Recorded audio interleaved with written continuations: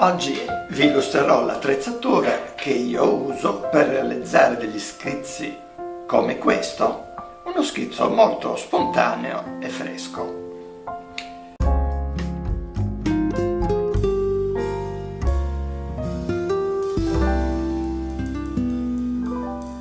La tecnica che si usa è inchiostro ed acquarello.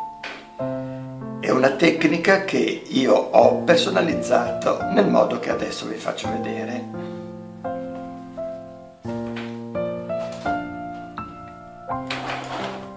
Partiamo dall'attrezzatura. Allora, la matita serve se voglio dare un'indicazione di massima delle masse presenti nel disegno. Il pennello. Il pennello per distribuire l'inchiostro è un pennello che ha questa forma, a cui ho dato questa forma molto particolare, che si ottiene partendo da un pennello normale di poco prezzo, visto l'uso che ne faccio, cioè che è quello di tagliare tutti i peli laterali fino a lasciare soltanto qualcheduno nella parte centrale, come si può ben vedere.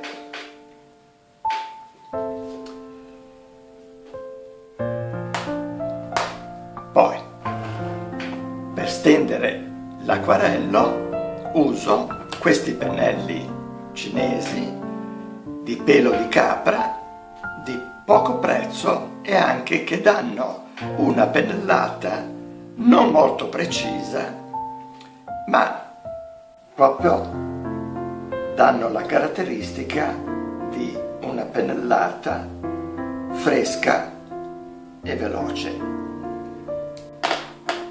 Ovviamente poi c'è il nero, inchiostro nero di china e i colori. I colori sono 3 gialli, nella famiglia dei gialli, New Camboge o nuova gomma gutta, che potrebbe comunque essere sostituito tranquillamente da un normale giallo, e questo mi serve quando voglio ottenere un verde particolarmente brillante, la terra di Siena naturale, ottima per la sua caratteristica di trasparenza, terra d'ombra bruciata.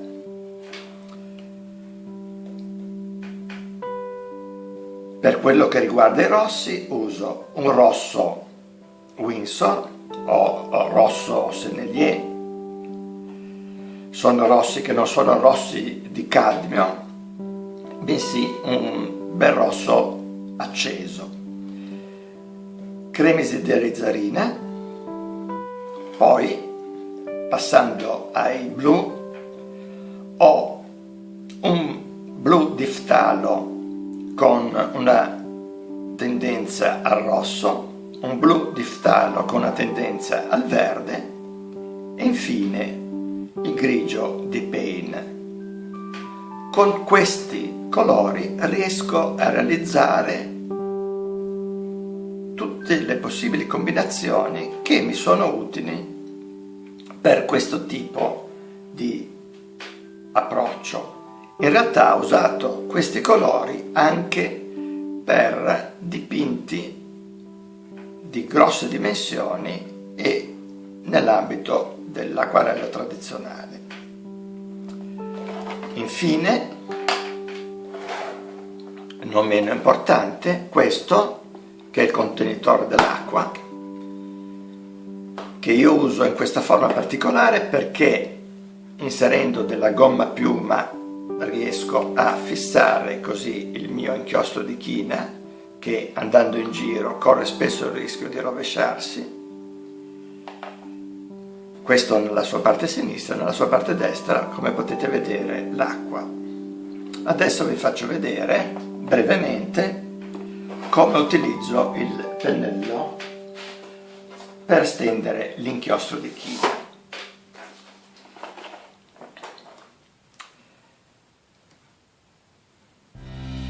La sua punta fine mi consente di stendere delle linee molto sottili, ma comunque imprecise, questo per dare quel senso di spontaneità al tutto.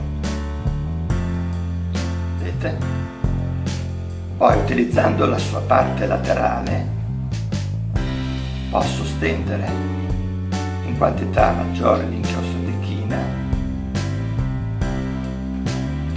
mentre infine, premendo completamente sulla ghiera, posso fare una stesura invece molto più corposa del nero di china. Infine ancora un utilizzo quando l'inchiostro si va a finire.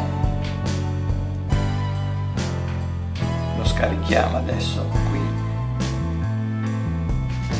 Si può utilizzare per fare delle ombreggiature.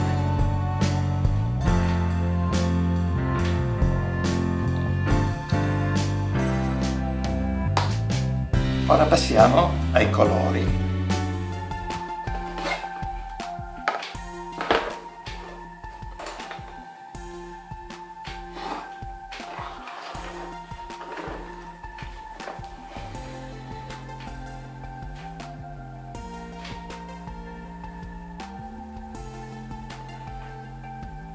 Questo è il giallo New Cambogia, nuova gomma gutta.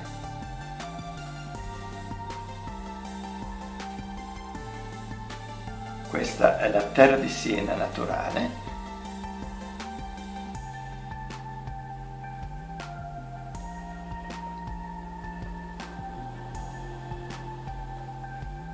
E infine, per quello che riguarda i gialli,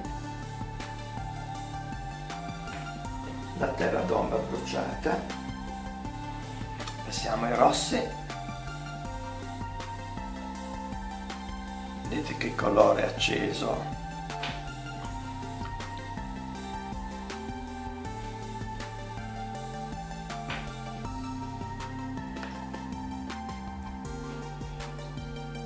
Cremisi di alizzarina.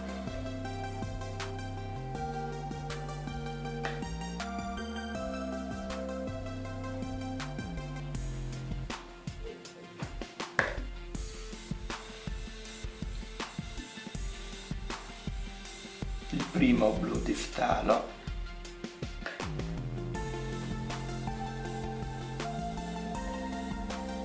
il secondo, e infine il grigio di Payne.